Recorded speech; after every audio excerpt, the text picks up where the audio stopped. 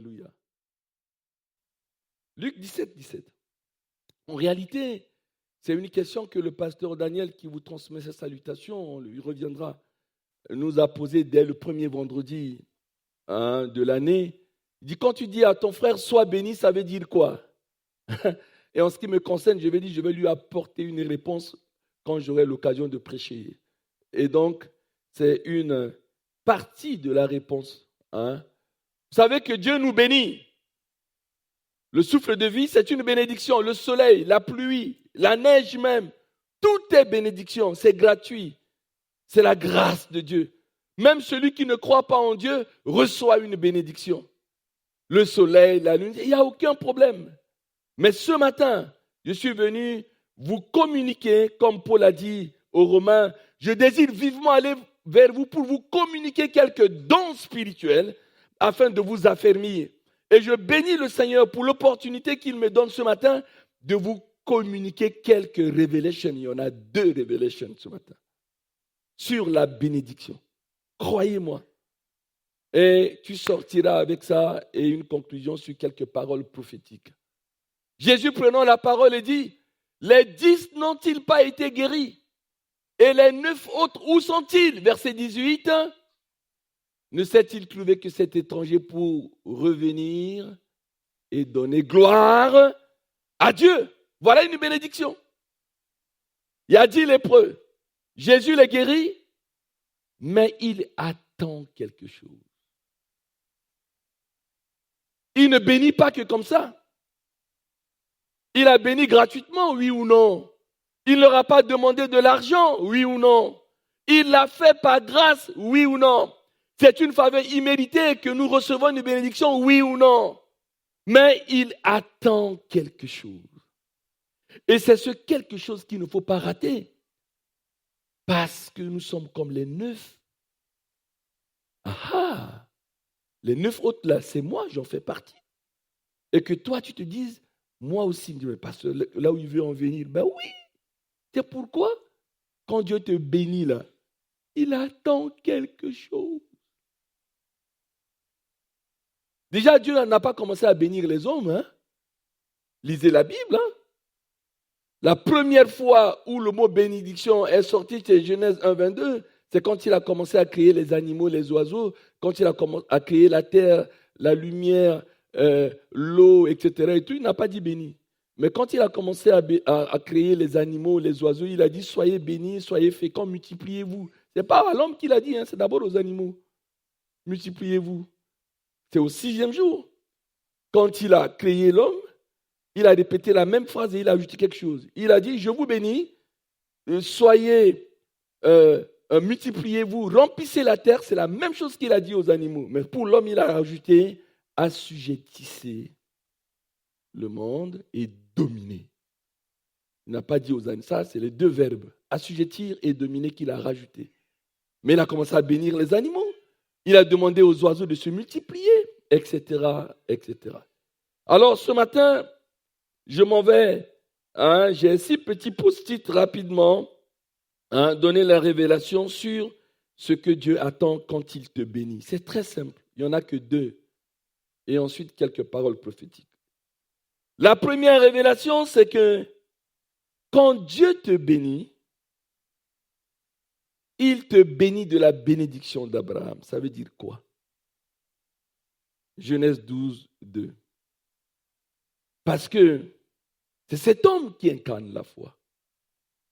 Dieu a créé Adam et Ève. Ensuite, Adam et Ève ont désobéi. Ils ont commencé à mettre au monde Caïn et Abel. Crime, tout de suite. Et quand on avance, Genèse 4, Genèse 5, Dieu a regretté d'avoir créé l'homme.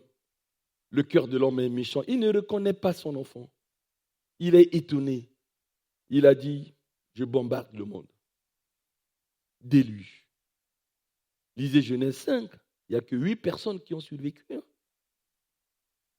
8 personnes. Il a dit, Dieu, mais on va aller où? Et il eût fallu attendre Abraham. Il va dire à cet homme, va, quitte ton pays. Et là, il va dire quelque chose à Abraham, je ferai de toi une grande nation et je te bénirai, je rendrai ton nom grand, et tu seras une source de bénédiction. La première révélation que tu dois savoir, Dieu me bénit pour que je sois une source de bénédiction. Je le répète, pour que ça soit clair, simple et précis.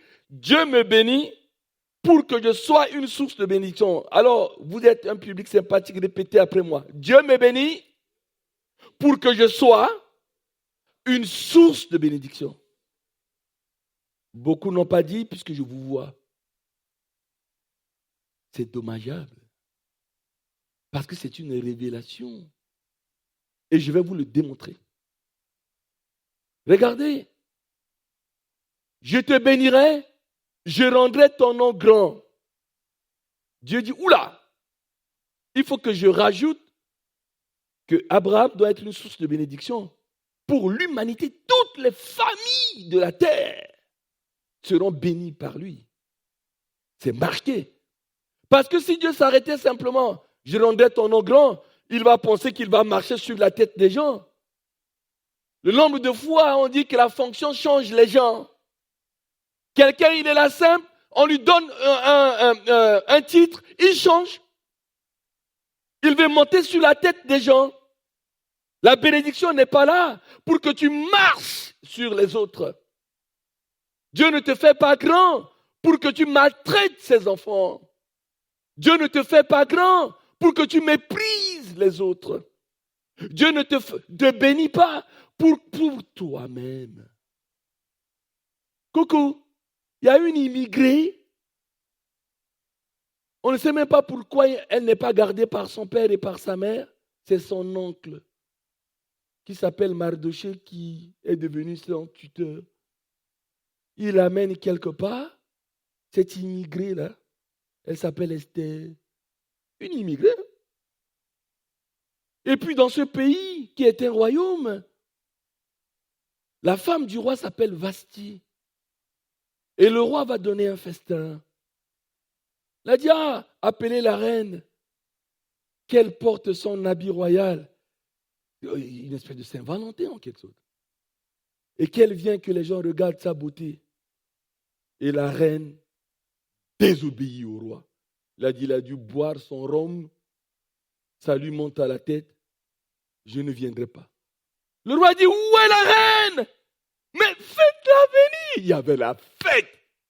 Ça buvait, ça chantait. Il y avait la fête. La fête était au zénith. Il demande, mais je vous ai dit d'appeler la reine. Elle est où? On vient dire au roi. Elle a dit non. Il dit quoi? Bon? Mais pourquoi? Je suis content de ma femme. Elle est belle. Je veux partager sa beauté. Et le roi était désolé, comme il a annoncé déjà au micro. Il a dit, bon, mais vous ne verrez pas la reine. Hein? C'est pas grave. Ma femme ne veut pas venir. La reine ne veut pas venir. C'est tout. Mais ça a choqué la population. Vous voyez, ça fait comme on a vu, c'est des supputations, je ne sais pas parce qu'il faut respecter nos autorités. On avait vu sur une vidéo comme ça, la femme d'un président l'aurait giflé. Vrai ou faux, on ne sait pas. Mais la population est souvent choquée. Qu'on aime ce président ou pas, tu me dis, oh là là. Vrai ou faux, on ne sait pas. Mais c'est d'actualité. La reine dit non. Et ce n'est pas le roi qui a voulu divorcer. Ce sont ses conseillers qui sont venus dire non, roi. Non, non, non, non, tu es notre roi. Tu ne veux pas te laisser humilier par la reine. Non. Non. Tu peux perdre la reine, tu seras toujours roi parce que c'est ta couronne.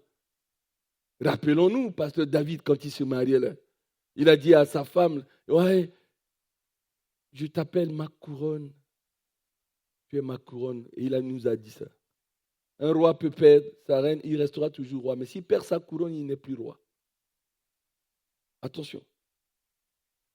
Voyez-vous? Eh bien, on a dit, c'est la population. Ce sont ces conseillers qui ont enlevé de gré ou de force, ils ont enlevé Vashti. On va te choisir une autre fille beaucoup plus respectueuse, certes belle, Mais d'abord le respect.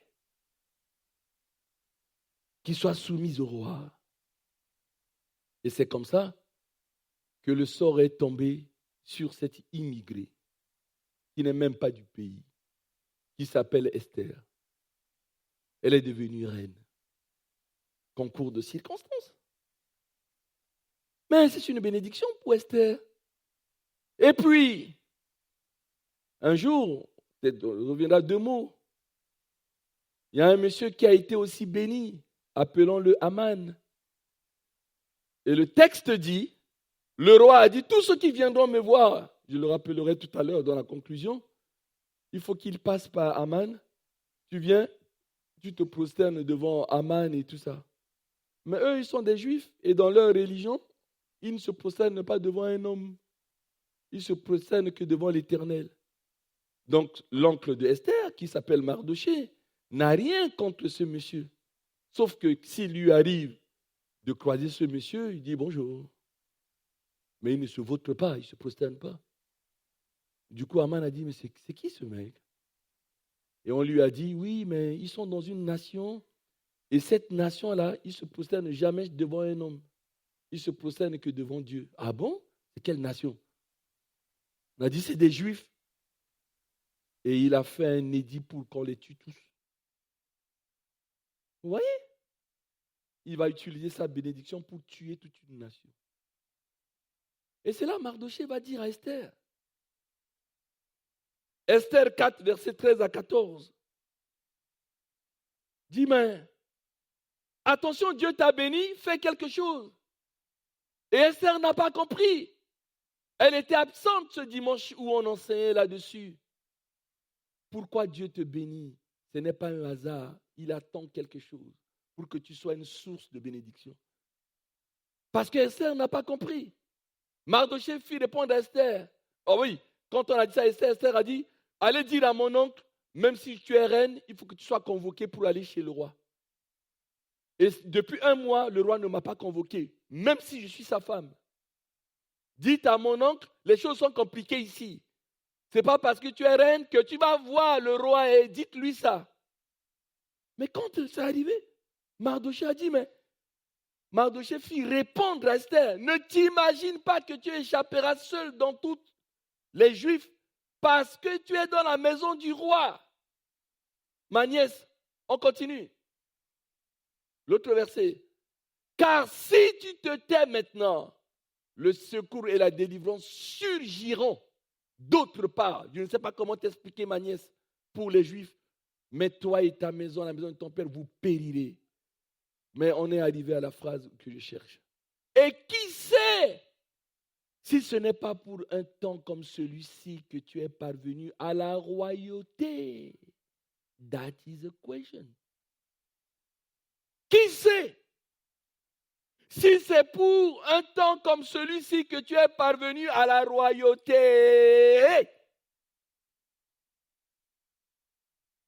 Tu es infirmier, tu es mécanicien, tu es, je ne sais, préparateur de commandes, là où Dieu te met, là où Dieu te bénit. Pose-toi la question, pourquoi Dieu m'a mis là? C'est peut-être pour être une source de bénédiction pour quelqu'un demain, pour un de ses enfants. C'est pourquoi il te place là. Il te place là. Le sport roi dans ce monde, c'est le foot. Et quand tu es bon entraîneur, quand tu sais placer, tu apprends aux footballeurs de bien se placer.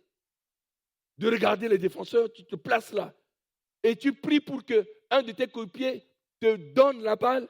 Parce que là où tu es placé là, si on te donne la balle, tchap, tu marques le but. C'est le placement, la position qui compte. Et Dieu te place là, il te place là, il te place là. Qui sait? Moi, je voyageais en Martinique. Et la faute de Air France, ils nous ont dit, vous êtes à telle porte, gate. Vous êtes à tel gate là, numéro 5. On est là, on est nombreux. Ils ont changé les gates, ils ne nous ont pas dit. Il restait 10 minutes pour qu'on rate l'avion. Mais Dieu a placé là ma fille Élodie. Elle travaille à Air France. À un moment donné, Les gens se lèvent, on est perdu. Je l'appelle, il dit, mais c'est bien le guide là? Elle a dit, non, ça a changé. Il ne restait que quelques minutes. Et elle va appeler ses collègues pour dire, il y a mon pasteur. Il va arriver, je ne sais pas moi, gate numéro 10. Mais quand on était arrivé, on ne pouvait plus voyager. Il y avait une centaine de queues pour d'autres avions. Et après, je me dit, ce n'est pas possible. J'ai dépassé tout le monde. J'ai dit, s'il vous plaît, nous, on doit aller en Martinique.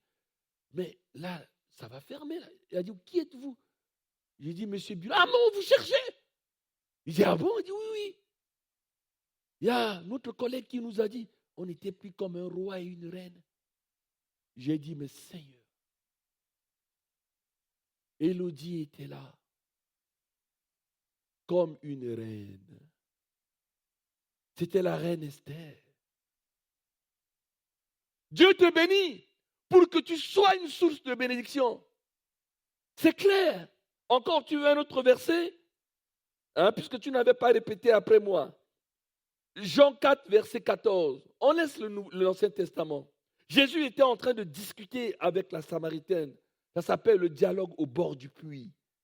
Et il va lui dire une vérité. Donne-moi de l'eau. Non, c'est toi qui me donnes l'eau. Mais pourquoi vous me demandez de l'eau? Mais les Juifs ne parlent pas aux étrangers, monsieur. La discussion continue. À un moment donné, Jésus va dire, mais celui qui boira de l'eau que je lui donnerai n'aurait jamais soif. Et l'eau que je lui donnerai deviendra en lui une source d'eau qui jaillira jusqu'à dans la vie éternelle. Si je bénis quelqu'un, je lui donne de l'eau, cette eau deviendra une source d'eau. Et là, c'était la phrase qui a épaté l'assemblée. Mais Seigneur, donne-moi cette eau pour que je ne vienne plus à ce puits. Mais c'est merveilleux. L'eau devient une source en moi. Je deviens une fontaine. Alléluia. Alléluia. Je deviens une fontaine.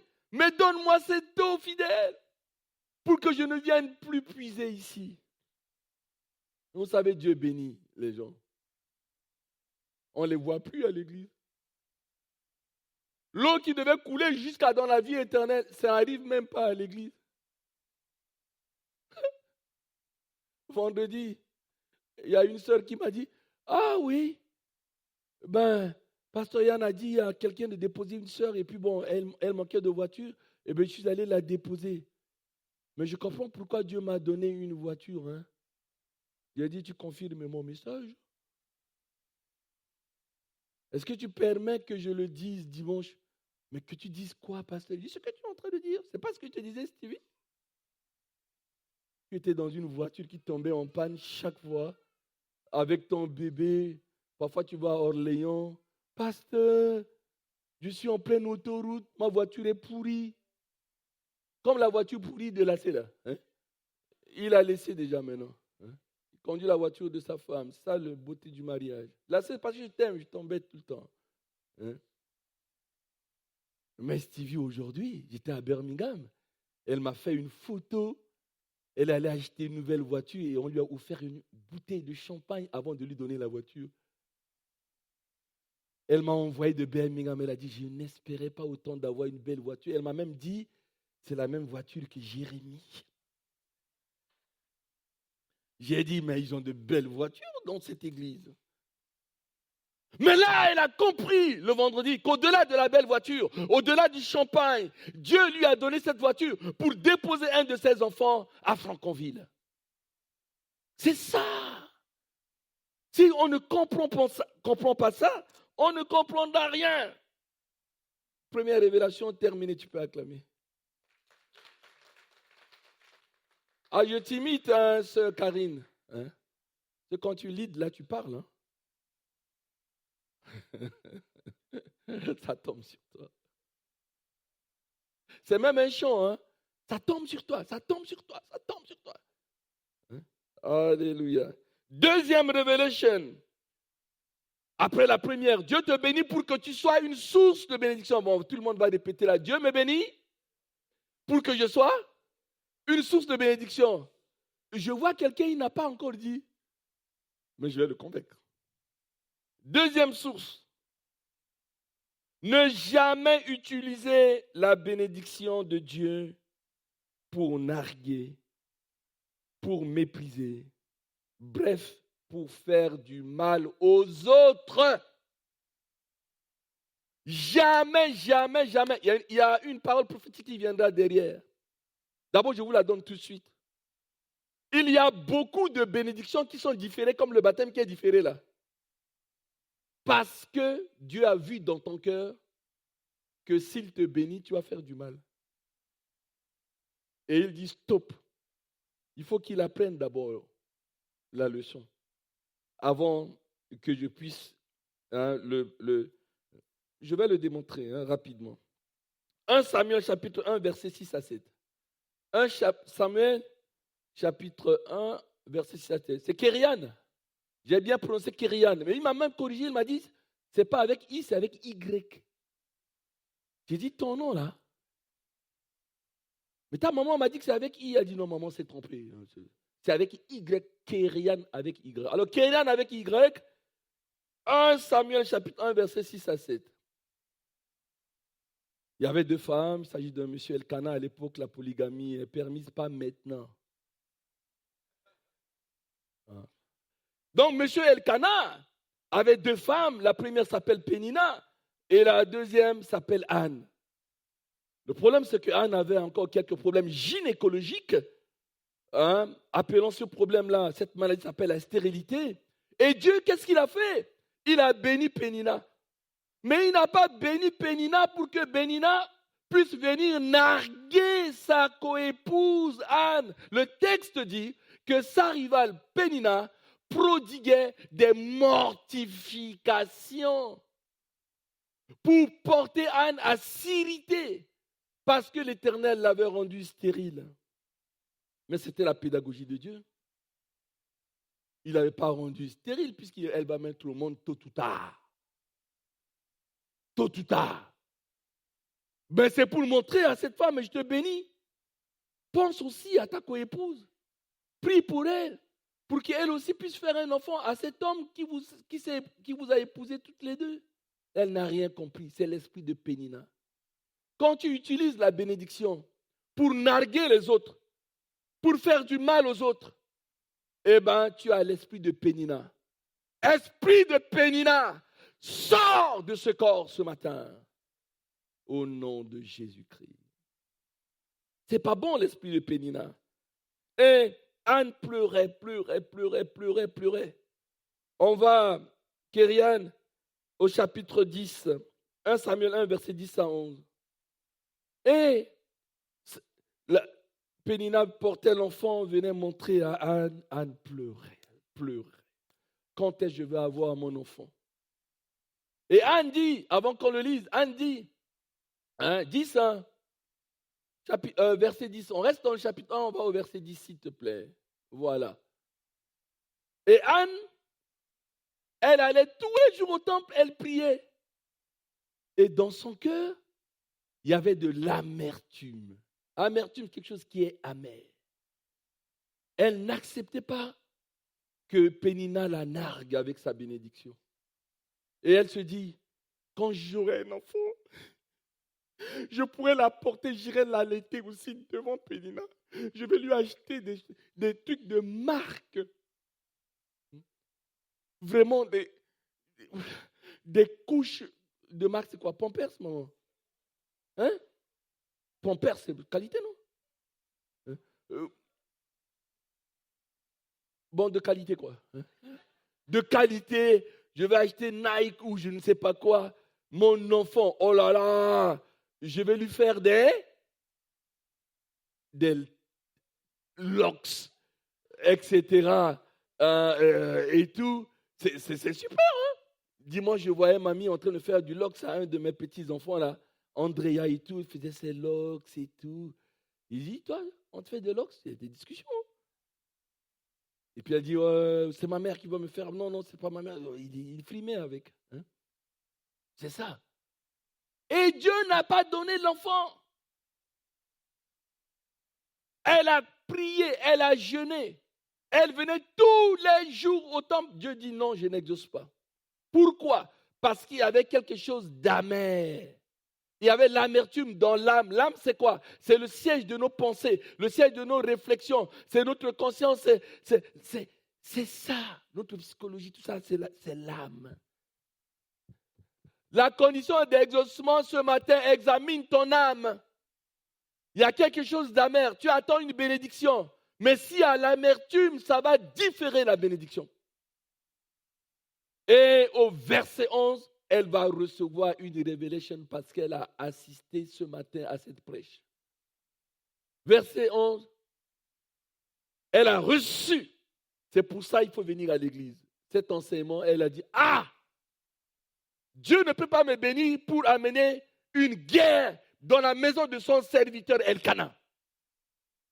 Dieu ne peut pas venir pour amener une compétition parce que Dieu voyait un danger. Que si Anne avait un enfant, il va y avoir une concurrence, il va y avoir une bagarre, il va y avoir une compétition. Il n'y aura pas la fraternisation dans la maison de Elkana. Dites amen à ça. C'est une vérité profonde de la parole de Dieu. Et quand elle a reçu la révélation, elle a fait un vœu. Quel vœu? De compétir avec Pénina? Non. En disant, Éternel des armées, j'ai compris. La bénédiction ne doit pas faire du mal. Si tu daignes regarder l'affliction de ta servante, si tu te souviens de moi, et n'oublie point ta servante, et si tu donnes à ta servante un enfant mâle,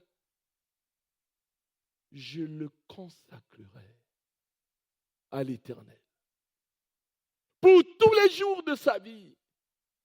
Et le rasoir ne passera point sur sa tête. C'est puissant ce vœu. C'est puissant ce vœu. Il ne veut plus d'enfant pour une compétition. Mais un enfant, il va prendre l'enfant. C'est juste qu'elle veut enfanter. Elle prend l'enfant, elle va le donner au sacrificateur Élie pour toujours. C'est-à-dire que l'enfant ne sera même pas dans la maison de Elkana. Elle n'aura plus l'occasion de porter l'enfant pour apporter le corrigé à Pénina. Elle se protège. Parce que si elle a l'enfant, la tentation sera grande aussi de narguer, de stigmatiser Pénina. La tentation sera grande de revanche. Je le donnerai au pasteur. Il servira le pasteur Élie. Non, c'est puissant. C'est un vœu qui est puissant. C'est tellement puissant que si vous lisez le reste là, c'est fini. Si vous lisez le reste, vous verrez, je vous donne l'eau à la bouche. Immédiatement, test de grossesse positif. Immédiatement, test de grossesse positif. Je ne dis pas que quand tu ne mets pas au monde, c'est que ton cœur est mauvais, attention. Mais j'enseigne la parole. Que ce soit la grossesse ou quoi que ce soit. Dieu te rend grand, ce n'est pas pour que tu montes à la tête des gens. Tu attends cette bénédiction pour faire quoi? That is the question. Que feras-tu de la bénédiction que tu attends? C'est ça la question de l'Éternel ce matin à son Église. Tu t'attends à une bénédiction, pas de problème, pas de souci. Dieu, il bénit, il a toujours béni. Et gratuitement béni. Mais, dans quelle motivation, dans quel esprit veux-tu avoir ce travail? Pour frimer? Pourquoi? Ce n'est pas pour être une source de bénédiction? Pourquoi? Pourquoi tu veux être grand? Pourquoi tu veux être béni? Il faut répondre à ça. Saint-Esprit parle encore à nos cœurs. Je disais quelque chose, mais ça ne sert même à rien de le lire. Mais à la maison, Esther 5, chapitre 5, verset 10 à 14. Et vous allez le lire à la maison. Hein. Vous savez, Aman symbolise dans la Bible l'homme qui a reçu vraiment une bénédiction après la bénédiction du roi, c'est lui. C'est pas que c'est décret. Tu es roi, tu nommes quelqu'un et tu dis, toute la nation doit se prosterner devant cette personne que je nomme, pas devant lui, le roi, mais devant Aman. Esther chapitre 5, verset 10 à 14. Mais puisque Mardochée ne s'est pas juste avec lui, il y a quelque chose qui s'est passé.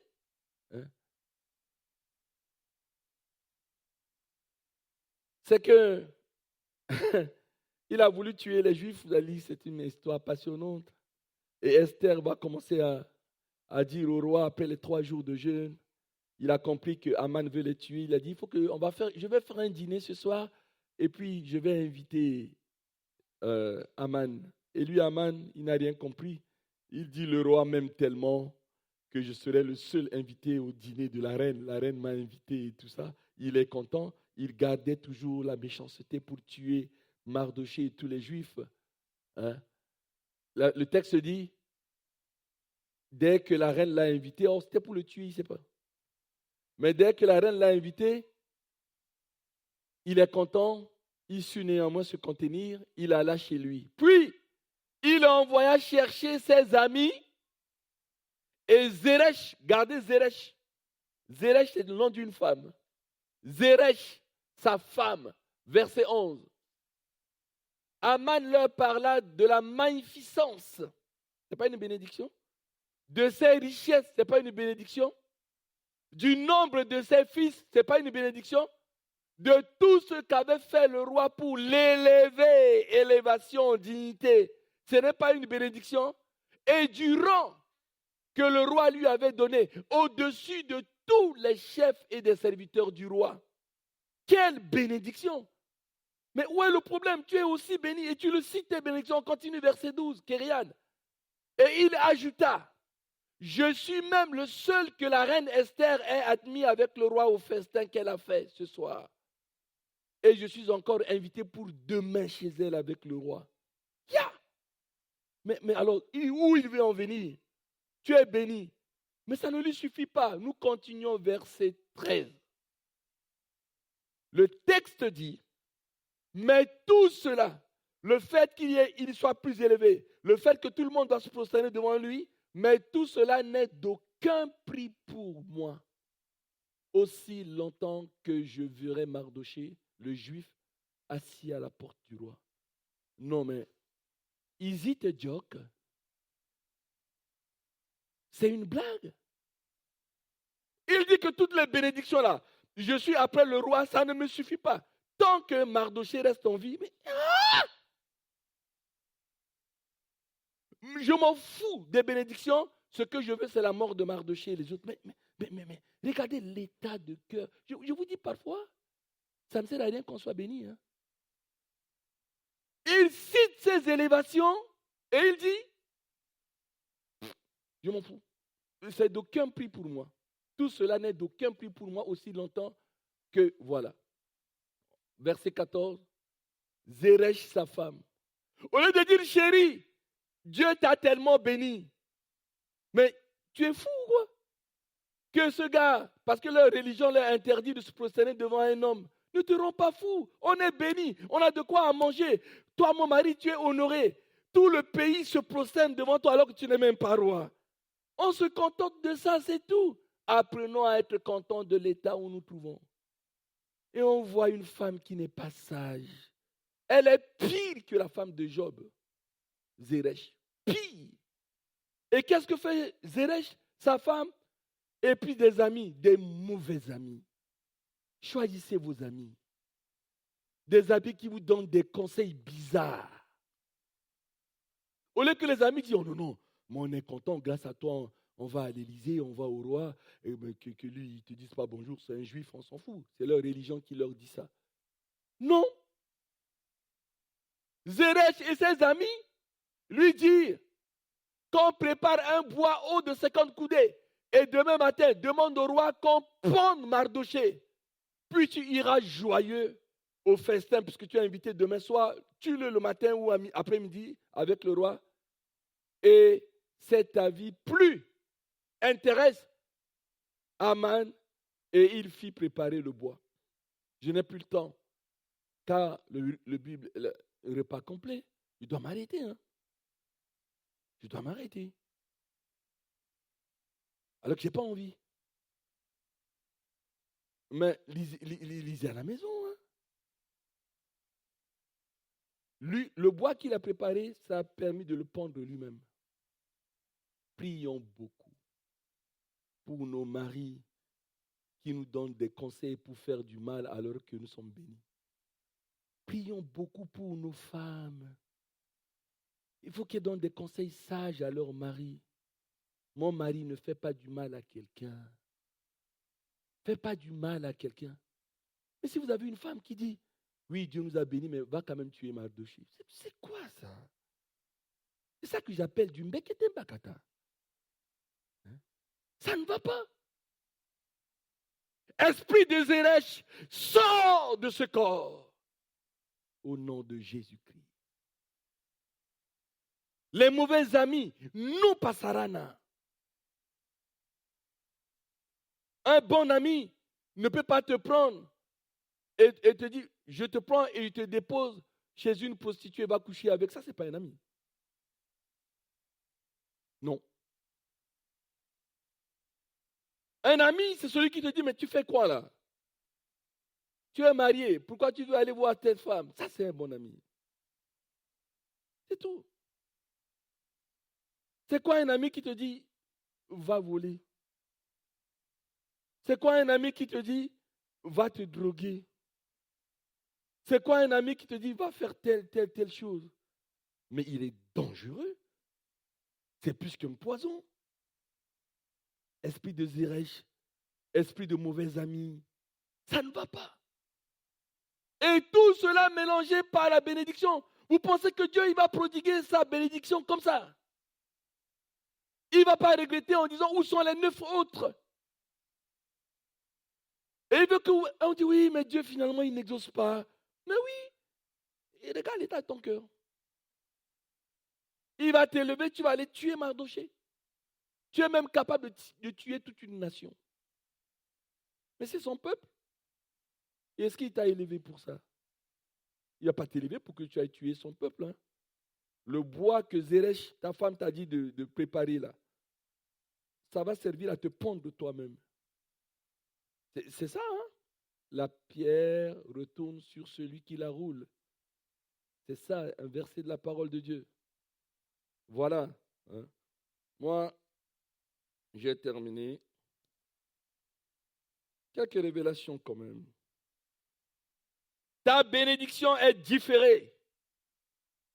Et tu n'es pas exaucé parce que tu prépares dans ton cœur de la vengeance. À cette personne, le Seigneur dit, tu liras Joseph en Genèse chapitre 45, notamment le verset 5 et 8. Ses frères lui ont fait du mal. Mais Joseph a dit, vous mes frères, vous avez voulu me faire du mal, mais Dieu a changé le mal en bien.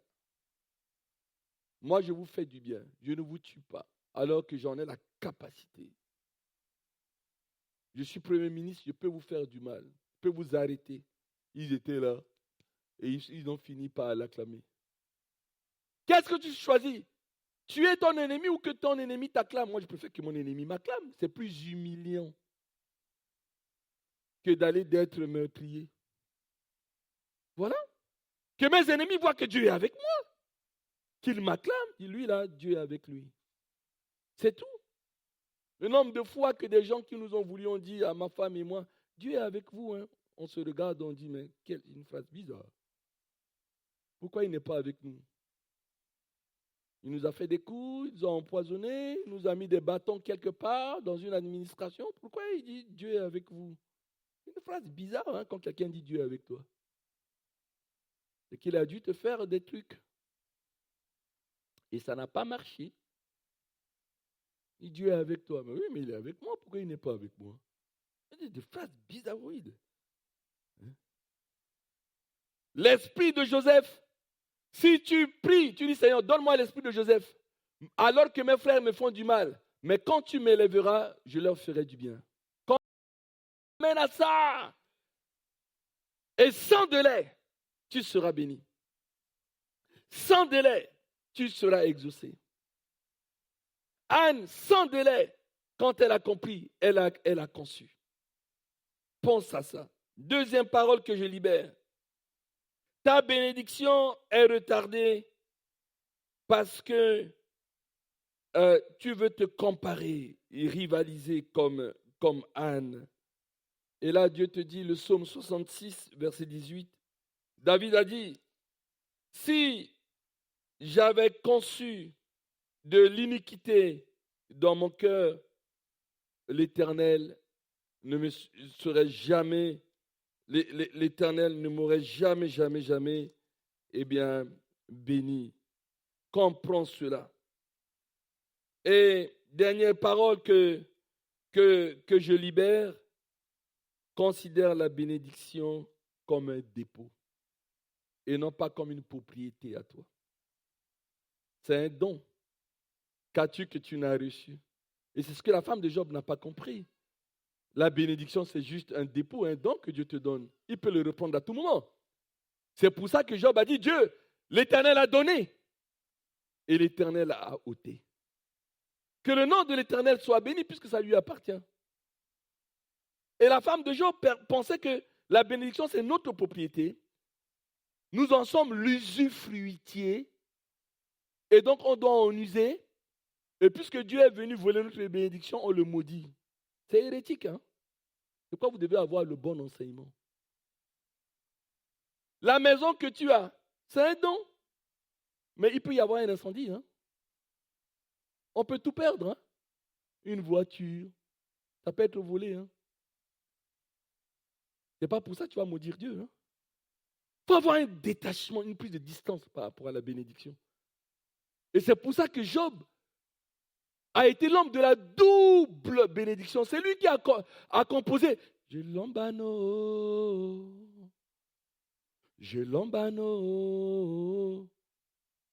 Dou. Double bénédiction. Tu ne peux pas avoir double bénédiction si dans ton cœur, tu considères la bénédiction comme si tu es né avec. Qui est né avec une bénédiction? Qui est né avec une voiture?